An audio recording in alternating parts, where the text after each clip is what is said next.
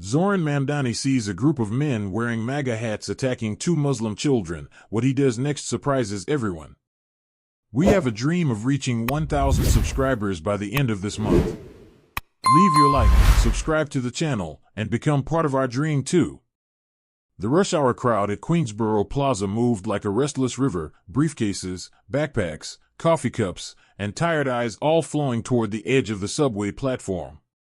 Overhead, the steel tracks groaned as an incoming train rumbled in the distance. Zohran Mamdani stood near one of the columns, a folder tucked under his arm, his scarf loosely hanging from his neck.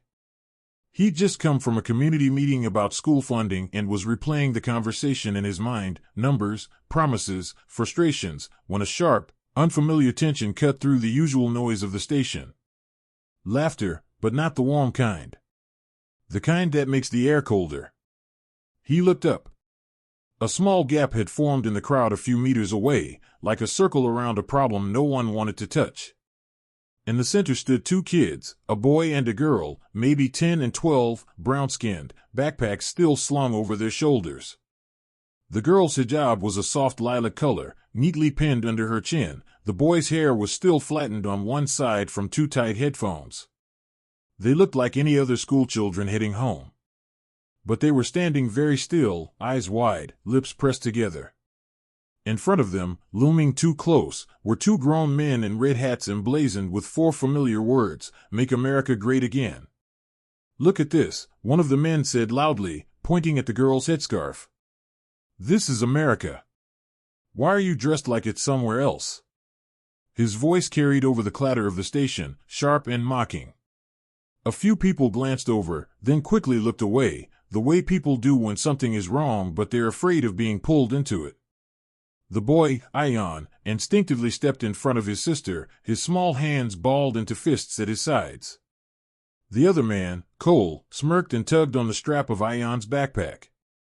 "Relax, kid, we're just asking questions," he said, even as the boy's body swayed from the pull. The word attacking didn't have to mean punches. Sometimes it meant grabbing, crowding, humiliating, invading the small space where a child should feel safe. Zohran felt his chest tighten. He'd seen this kind of thing before, the mix of ignorance and performance, hate performed like theater for an invisible audience. He watched as the girl, Samira, tried to speak. "We're just waiting for the train," she said softly, voice shaking. "Please, leave us alone." Instead, Peter laughed louder.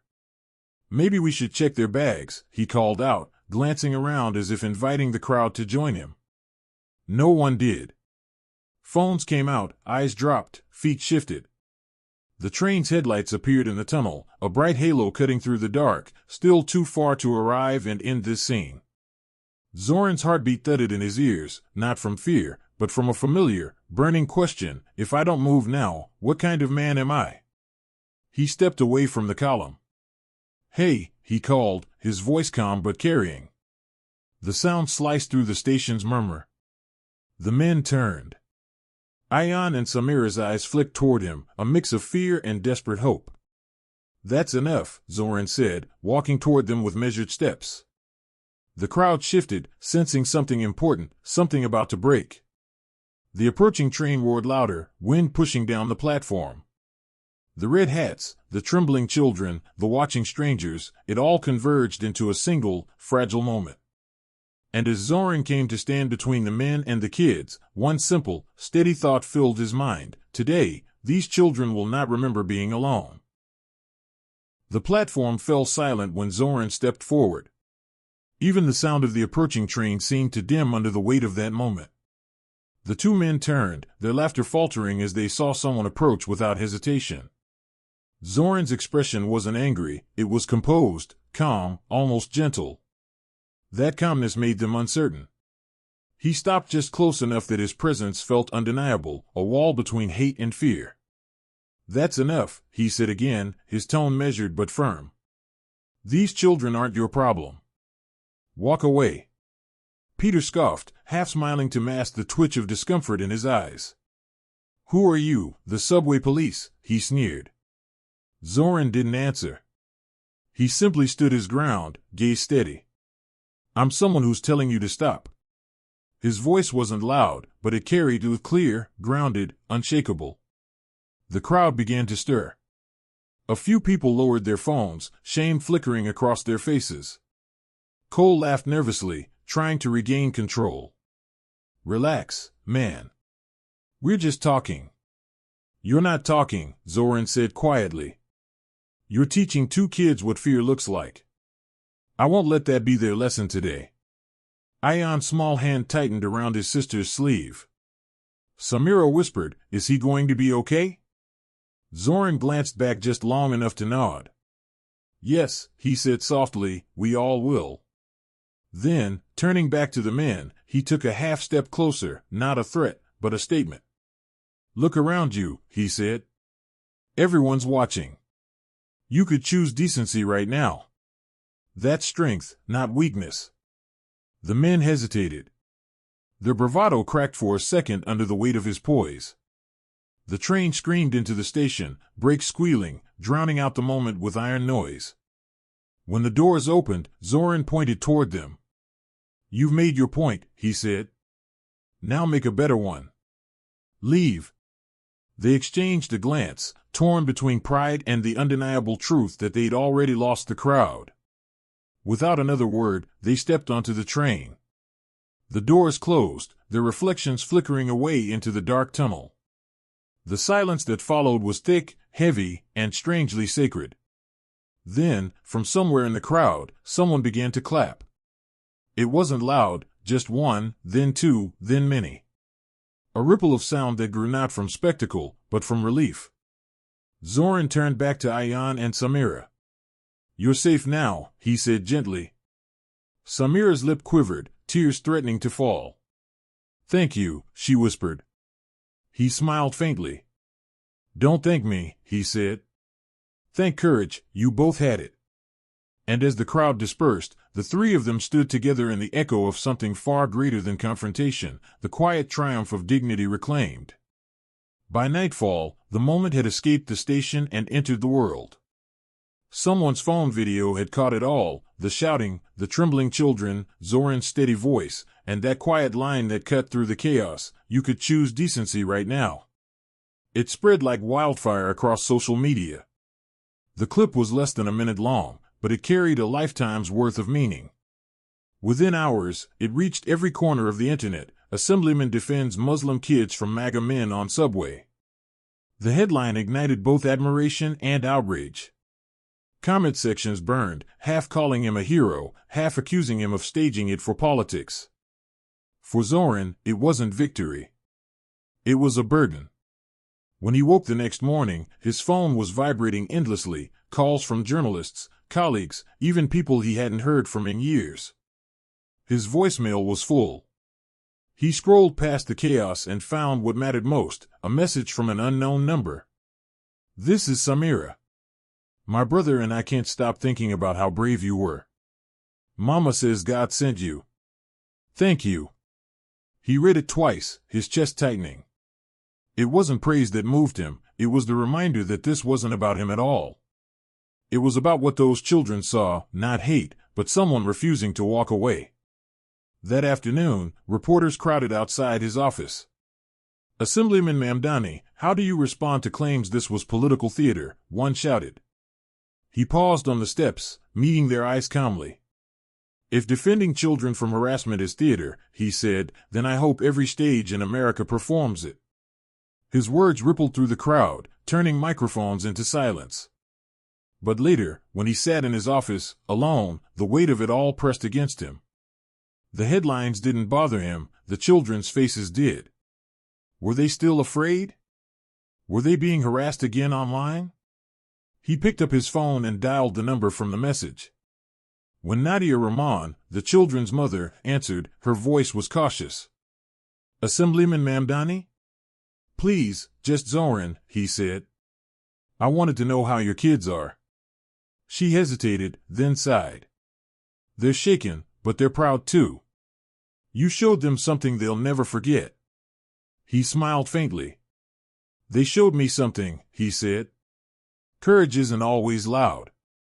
There was a pause, then a quiet laugh on the other end. You sound like someone who understands faith, she said softly. I'm still learning, he replied. After the call ended, he stared out the window at the city lights flickering like candles. He hadn't planned to be anyone's hero. But maybe, just maybe, that day on the platform had chosen him for something larger than politics. By the third day, the story had outgrown New York. Cable networks were replaying the subway footage on loop, dissecting every frame. On one side, pundits praised Zohran as the embodiment of moral courage in a cynical age. On the other, commentators accused him of inflaming divisions, of turning public transportation into a political stage. His office became a war zone of ringing phones, media requests, and security alerts. The staff could barely keep up. Then, late that afternoon, his assistant rushed in, eyes wide. "You're getting a call," she said. "From a senior advisor in Washington." Zohran raised an eyebrow, took the phone, and braced himself. "Assemblyman Mamdani," came the smooth voice on the line, "this situation has national visibility now. We admire your passion. But we also need to think about the optics." Zohran leaned back in his chair. "Optics?" "Yes. The administration's facing enough tension already. If you make another statement, it could escalate. The MAGA base is furious, and your clip's being used in campaign ads. You've become polarizing." He let the word hang there, polarizing, the euphemism powerful people use to mean you made them uncomfortable. "So you're asking me to stay quiet?" he said. The voice hesitated. "We're asking you to be cautious." Zohran smiled faintly. "Caution is what lets cruelty hide in plain sight." The line went silent for a moment before the advisor muttered, "You're making this difficult." "Good," Zohran replied, and ended the call. That evening, he walked the same subway line again, alone this time. The station was quieter than usual, the platform echoing with the hum of fluorescent lights. He stood near the column where the confrontation had begun. A few commuters recognized him, some nodding in quiet thanks, others pretending not to see him. As the next train approached, he closed his eyes and heard again Samira's trembling voice, Ayan's brave defiance, and his own words echoing through the air, "You could choose decency right now." That sentence had become his undoing, and his redemption. When he reached home, his phone buzzed again, this time a message from Nadia Rahman, "We saw you on the news. Ayan says you're the first grown-up he's seen tell bullies to stop and mean it." He smiled, heart aching with pride and sadness. He typed back, "Tell Ayan it shouldn't be rare. Tell him one day, he'll be that person for someone else." Then he set his phone down and looked out the window at the Manhattan skyline, bright, indifferent, and endless. He wasn't sure what the days ahead would bring, but one thing was certain, silence was no longer an option. The backlash arrived like a storm without warning. Within days, Zohran's inbox filled with hate mail, hundreds of messages dripping with anger and menace. Some were crude insults, others were worse, describing in chilling detail what people thought he deserved. Anonymous calls came in the middle of the night, voices hissing threats before hanging up. His staff urged him to step back, to issue a statement distancing himself from the incident. But Zohran refused. "You don't retreat from truth," he said quietly, even as his eyes betrayed the sleepless nights behind them. What shook him most wasn't fear for himself, it was the message that arrived on his office doorstep one morning, a torn piece of a child's backpack with a note attached that read, "Next time, let them fight their own battles." That afternoon, he drove to the Rahman's neighborhood. The winter air was sharp, the kind that made the sky feel heavy. Nadia opened the door with worry etched across her face. "I was going to call you," she said before he could speak. "Someone threw a rock through our window last night." The girls were terrified. His stomach dropped.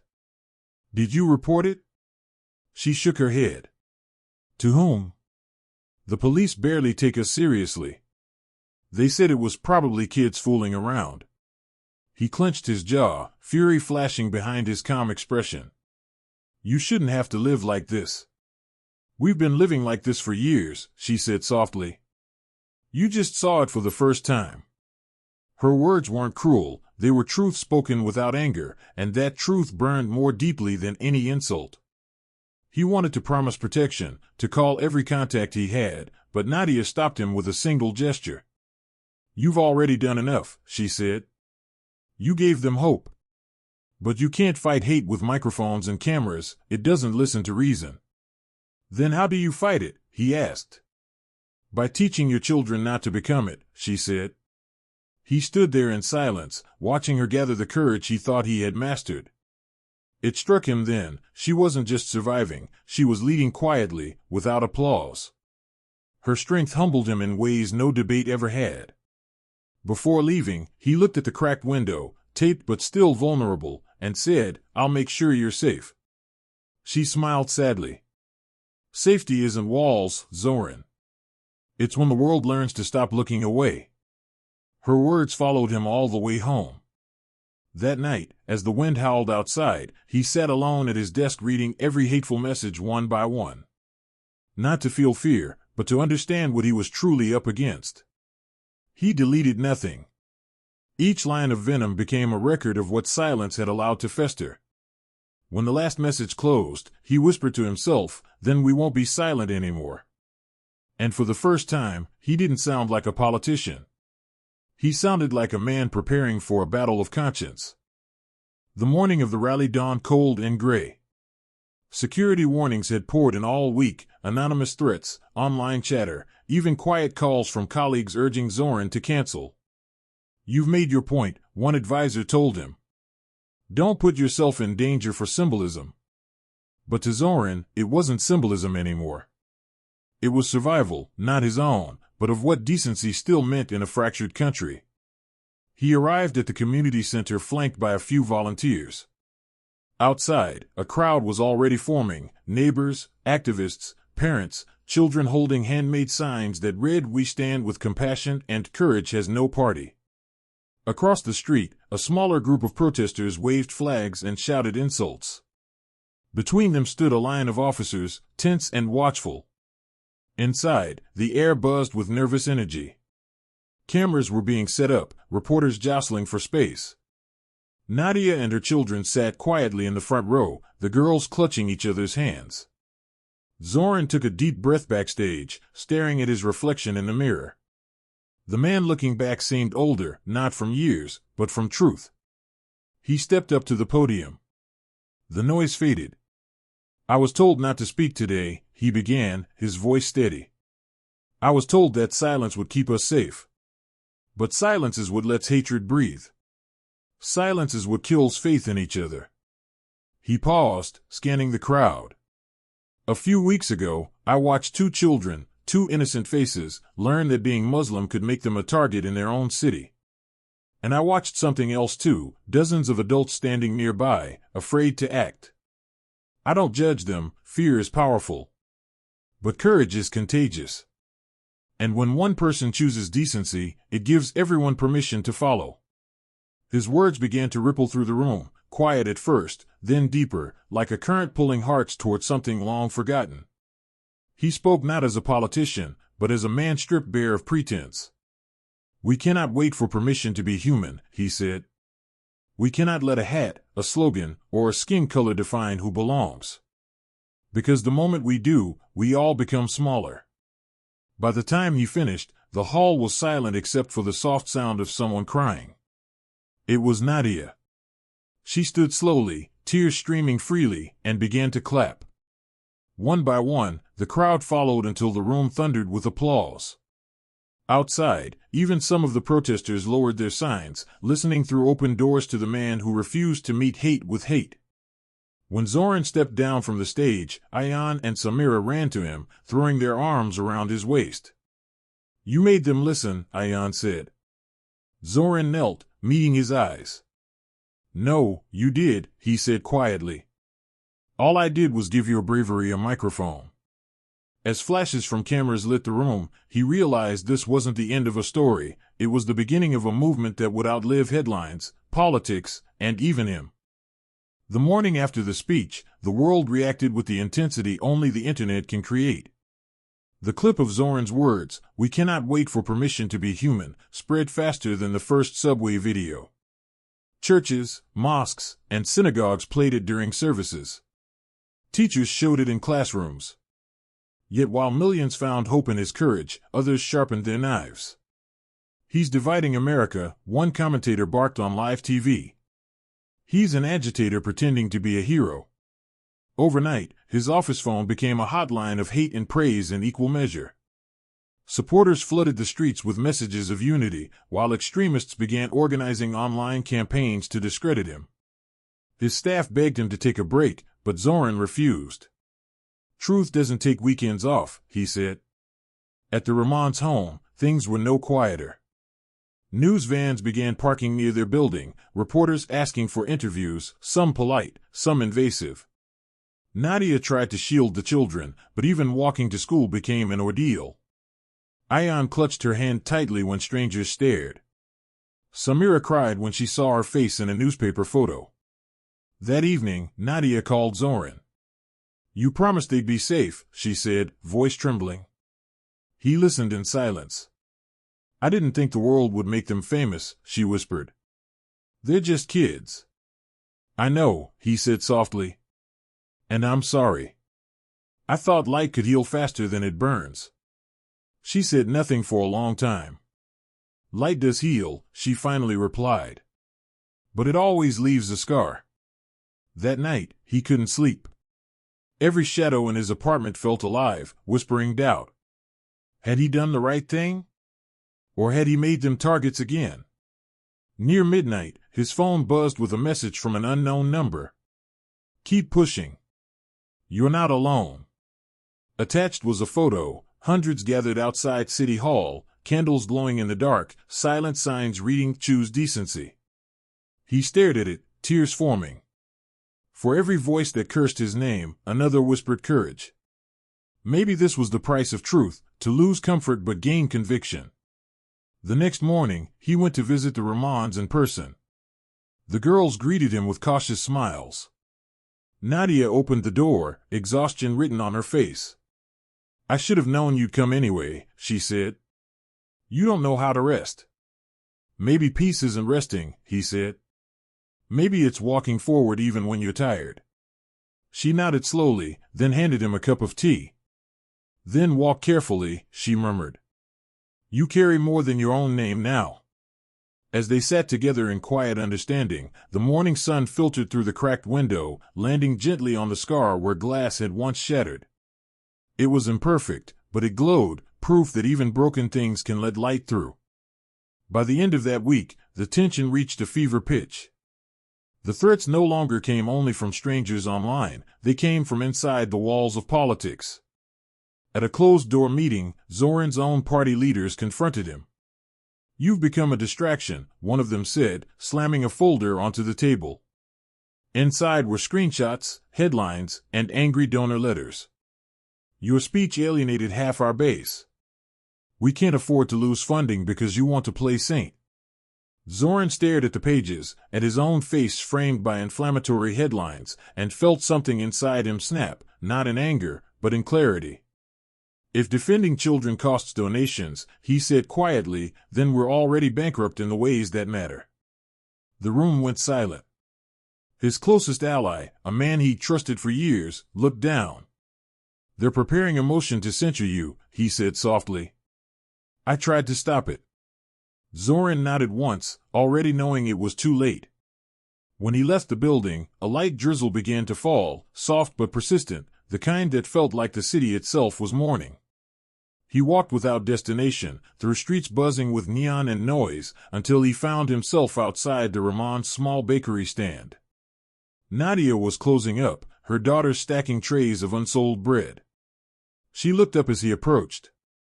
"You look tired," she said, reading his face like a page she already knew. "They turned on me," he replied simply. "Friends, colleagues, even the ones who cheered the speech." She handed him a piece of warm bread without a word. "Eat," she said. "You can't fight on an empty stomach." He smiled weakly. "Do you ever regret standing beside me that day?" She looked at her daughters and shook her head. "No. Hate was already loud. You just made courage louder." Later that night, as he walked back home, a car slowed beside him. The tinted window rolled down halfway. "You should have stayed quiet," a voice said from inside, low, unfamiliar, chilling. The car sped off before he could respond. He froze on the sidewalk, the city suddenly too vast, too empty. The moment passed quickly, but its shadow lingered long after. At home, he called Nadia to warn her, but she already knew. "The window was broken again," she said, her tone steady. "I'll fix it tomorrow." "No," he said firmly. "I'm sending people to stay with you." "No one needs to protect me, Zohran," she replied. "We just need to keep believing this fight means something." He sat in silence after she hung up, staring at the city lights outside his window, 1,000 tiny fires burning in the dark. His reflection stared back at him, tired but unbroken. Maybe this is what conviction costs, he thought. Everything but your soul. He opened his laptop and began typing, not a statement or an apology, but a letter, one addressed to anyone who had ever stood silent in the face of cruelty. He didn't know who would read it or if it would change anything. But he wrote anyway, because words, honest, fearless words, were all he had left. And as dawn began to paint the city in pale gold, he whispered to himself, "If they silence one voice, we'll answer with 1,000. The letter wasn't meant to go public. Zohran had written it in the quiet hours before dawn, half a confession and half a prayer. It began simply, "I don't write this as a politician. I write this as a man who refuses to be comfortable while children are afraid to exist." He wrote about the subway, the silence of the bystanders, the courage of Ayan and Samira. He wrote about what it meant to belong in a place that still looked at you like a question. And near the end, he wrote one line that would soon be quoted across every news outlet in the country: "If defending humanity makes me unfit for office, then office was never made for humans." He sent the letter privately to a friend in the press, not to print, but to understand. By noon, it had leaked. By sunset, it was everywhere. Within hours, it was read aloud on television, printed on protest banners, and turned into hashtags that filled the internet. Some called it a declaration of moral politics. Others dismissed it as emotional theater. But for millions of ordinary people, it was something else entirely, a mirror.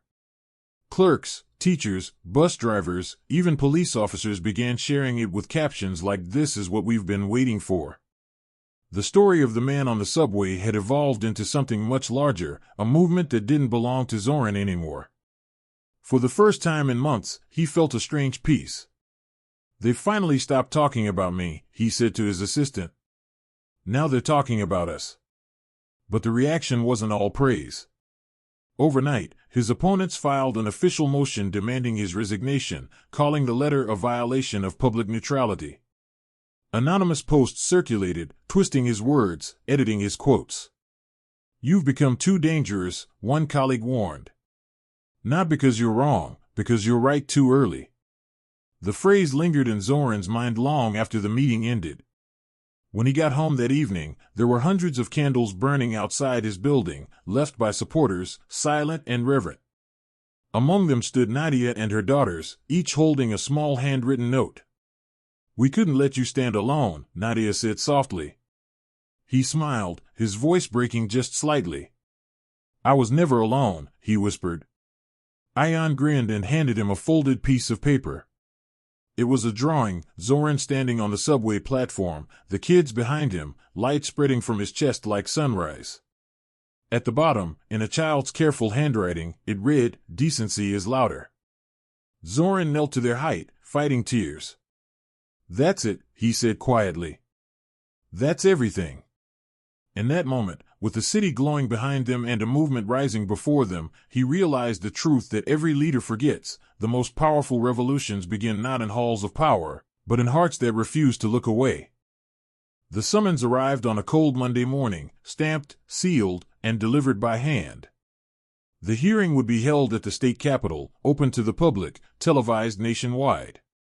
The document's language was polite, but its intent was not. Assemblyman Zohran Mamdani is to appear before the Ethics Committee regarding conduct unbecoming of his office. Conduct unbecoming, the phrase echoed in his head as he read it over and over. Admit he had done something unfit for politics, he had acted like a human being. By the time he arrived at the building, reporters already lined the marble steps, their questions blurring into noise. He didn't answer any of them. He just walked, slow, steady, every step echoing like a drumbeat. Inside the chamber, the atmosphere was thick with tension. Cameras blinked red, microphones poised. The committee chair, an older man with silver hair and a politician's permanent half-smile, began the proceedings. Assemblyman Mamdani, you stand accused of compromising public neutrality, engaging in political activism outside your office, and inciting unrest through inflammatory statements. How do you respond? Zohran looked up, his voice calm. By telling the truth. The room rustled with murmurs. The chair leaned forward. Do you admit to writing the so-called letter of defiance that has disrupted this state's governance? Zohran nodded. I do. And I stand by every word. They pressed him for hours, questions twisted to sound like traps. Do you regret your involvement in the subway incident? No. Do you regret your speech? No. Do you understand that your words have divided the public? Truth always divides before it heals, he replied. Every answer was simple, deliberate, unshakable. When they gave him the chance for a final statement, he stood, scanning the silent room. If my crime is compassion, then I plead guilty. If my mistake is treating strangers like neighbors, then I will not apologize. You can strip me of this title, but you cannot strip me of my faith, not in God, not in people, and not in the idea that decency is worth defending. For a heartbeat, the room was still. Then the chair struck the gavel. We accept your resignation, effective immediately. As he left the chamber, flashes from cameras blinded him, reporters shouting for a quote. He said nothing. Outside, the sky was heavy with snow. On the steps, he found Nadia and her daughters waiting. The girls ran to him, clutching his hands, their eyes wide. Did they fire you? Ayan asked. Zohran smiled faintly. No, little one. They just reminded me who I really work for. Nadia's eyes filled with quiet pride. You've lost your seat, she said softly. Maybe, he replied. But I found my voice. They stood together as snowflakes fell like white confetti, the crowd around them cheering, some crying. And in that frozen, luminous silence, Zohran Mamdani, once an assemblyman, now simply a man, realized that resigning from power had freed him to serve something far greater, the truth itself. 3 days after his resignation, the snow that had blanketed the city began to melt, revealing posters taped to lampposts, bus stops, and school fences. Decency is louder. The words from Ayan's drawing had become a rallying cry. What began as a whisper of solidarity grew into a symphony of footsteps. Across New York, people gathered in silence, Muslims, Jews, Christians, atheists, immigrants, veterans, and strangers who had nothing in common except a shared longing to prove that kindness still belonged to this world. They lit candles, carried bread instead of flags, and walked, not in protest, but in peace. Journalists called it the March of Light. The name stuck. Zohran hadn't planned it. In fact, he tried to stay away, afraid his presence might turn the movement into spectacle. But when Nadia called and said softly, "You should see what you started," he couldn't resist. He stood on the edge of Queens Boulevard as the march approached, thousands moving slowly, calmly, some holding hands, some carrying signs that simply read enough. He spotted Nadia and her daughters in the crowd, the girls holding small candles cupped in their palms. When they saw him, they broke into a run, their faces glowing in the pale light. "You came," Samira said breathlessly. "We told Mama you would." He smiled, kneeling to their height. "I couldn't stay away. The world looks brighter when you're in it." As the crowd reached the steps of City Hall, an unexpected hush fell. Without microphones or banners, the people began placing their candles on the ground, a sea of light flickering against the winter dusk. Zohran felt a lump rise in his throat. This wasn't about politics anymore, it was about people reclaiming their humanity, one small flame at a time. Nadia stood beside him, tears glistening. You see, she whispered. They listened. He nodded slowly. Not to me, he said. To their own hearts. A nearby camera caught the image of them standing together, a Muslim woman, her daughters, and a man once silenced by power, bathed in the glow of thousands of candles. The photo would travel the world by sunrise. That night, as the city pulsed with quiet unity, Zohran stood alone by the East River. The air was cold, but his heart felt warm for the first time in months. He thought of every face he'd seen, the fearful, the hateful, the hopeful, and realized they were all fragments of the same story, the endless fight to stay kind in a world that forgets how. Behind him, footsteps echoed softly. It was Nadia. You could have stayed in power, she said gently. Why didn't you? He smiled faintly. Because real power isn't holding a seat, he said. It's holding your soul intact. She nodded, her eyes shining. Together, they watched the city lights shimmer on the water, the reflection of every candle merging into one golden current, proof that sometimes, the smallest light can ignite a revolution. The sun rose quietly over Queens, painting the city in hues of gold and rose. For the first time in months, there were no reporters at his door, no protesters, no headlines waiting to twist his words. The world had moved forward, but something had changed in it, something invisible yet vast. The marches had ended, the candles had burned out, but the echo of decency as louder still pulsed in conversations across America. Teachers began opening their classes with small lessons about courage. Mosques, churches, and temples held joint gatherings. For once, kindness had become contagious. And somewhere deep inside, Zohran knew this was enough. He no longer needed titles or microphones. He had found something that could never be taken away, purpose. That morning, he walked to the Rahman's bakery stand, where the scent of warm bread and cardamom filled the air. Nadia was already there, arranging loaves in neat rows, her daughters handing out pastries to early customers. You're late, she teased gently as he approached.